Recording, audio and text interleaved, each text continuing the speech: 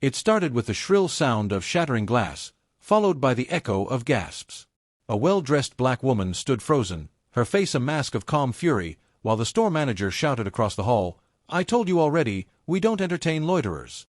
The words hung in the air like smoke from a raging fire. Everyone stopped, customers, clerks, even the security guard, staring, waiting for what would come next. The woman wasn't just anybody.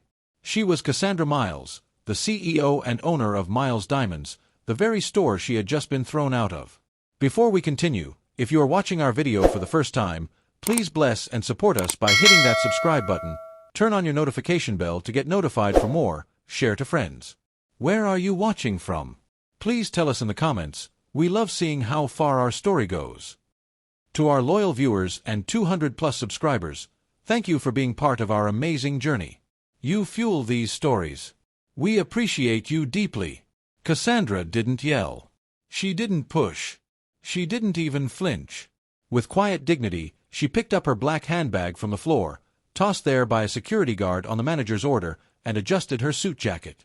She looked around the store, her eyes scanning the diamond-studded display cases, the velvet-covered stools, the employees pretending not to notice. Then, slowly, she walked toward the exit. That's when it happened. A young assistant named Remy, barely in her second week at the job, stepped forward. "Excuse me, ma'am," she said nervously. I think there's a mistake.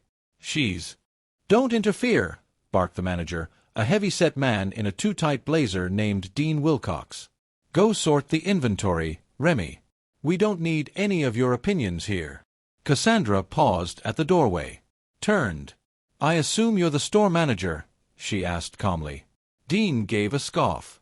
"That's right. And I know trouble when I see it. We're not buying anything today. Move along." Trouble. That word wasn't unfamiliar to Cassandra. She had heard it whispered behind her back during her early years in business. She'd been told she was too young, too black, too female to succeed in luxury retail. But she did succeed. She built Miles Diamonds from the ground up. 3 flagship stores. 50 employees. Celebrity endorsements. Dean Wilcox didn't know it yet, but he had just tossed out the queen of the castle. And queens never forget. What happened next would be written in company history. Cassandra didn't storm back in. She didn't make a scene. Instead, she took out her phone, opened the security app connected to the in-store cameras, and tapped record. A legal backup was always useful, especially when people forgot who really held the reins. 5 minutes later, she sat in her Bentley parked across the street, dialing her regional director. "Joanne, I need you to meet me at the Fifth Avenue store. Something urgent just happened." Joanne, a no-nonsense professional with years of loyalty, arrived in under 10 minutes. She listened silently as Cassandra replayed the footage. The color drained from her face. "He didn't recognize you?" Joanne asked, stunned. "Apparently not. Should I call corporate?" "No," Cassandra said. "We're handling this directly. Right now." Back in the store, Dean Wilcox was recounting the incident to security, embellishing the tale with smug satisfaction. "She came in like she owned the place," he chuckled. "You've got to show these types boundaries." That's when the front doors opened. Cassandra walked in flanked by Joanne and 2 sharply dressed legal aides. Dean's smile faltered. "Can I help you?" he asked, already uneasy. "Yes," Cassandra said, her voice sharp and composed. "You can start by gathering your personal items. Your employment here is terminated effective immediately." Dean laughed nervously. I beg your pardon." Joanne stepped forward. "This is Cassandra Miles, CEO and founder of Miles Diamonds. You just ejected your employer from her own store." Silence. Then chaos. Employees froze mid-task.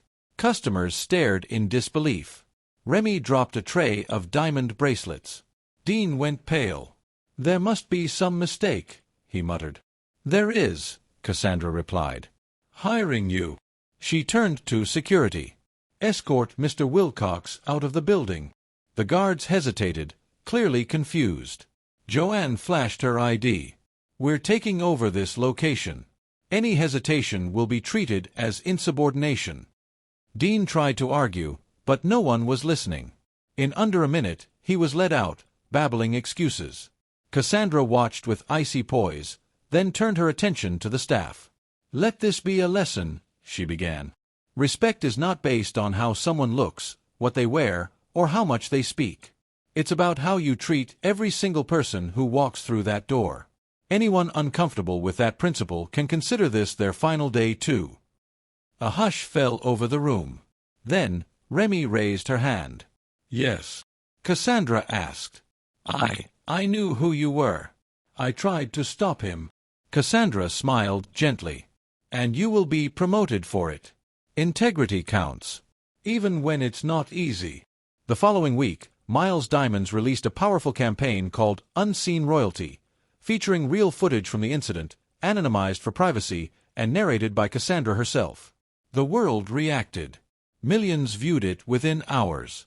Hashtags like #CheckYourBias and #QueenInDisguise trended globally. The message was clear: never judge a person by appearances. See value beyond surface. Cassandra received messages from women across the world who had been profiled, dismissed, overlooked. She became not just a business icon, but a symbol of quiet, commanding strength. She never addressed Dean publicly. She didn't need to. Her story spoke louder than any press statement. Weeks later, an email arrived from Dean. An apology. She read it once, then archived it. Forgiveness wasn't always verbal. Sometimes it was choosing not to respond and rising higher instead. Back at the store, Remy now wore the badge of assistant floor supervisor. She smiled proudly every time she greeted customers, treating each one like royalty. And Cassandra? She visited more often, always in casual clothing, always unannounced. Because respect should never be conditional. Moral lesson: treat everyone with dignity, regardless of appearance, status, or assumptions. Power doesn't always walk in wearing a crown. Sometimes it wears a quiet smile and watches how you behave before revealing its name. This story was brought to you by Elliot Stories. Stay tuned always for the next banger. It keeps getting better. All love from Elliot Stories. Bye.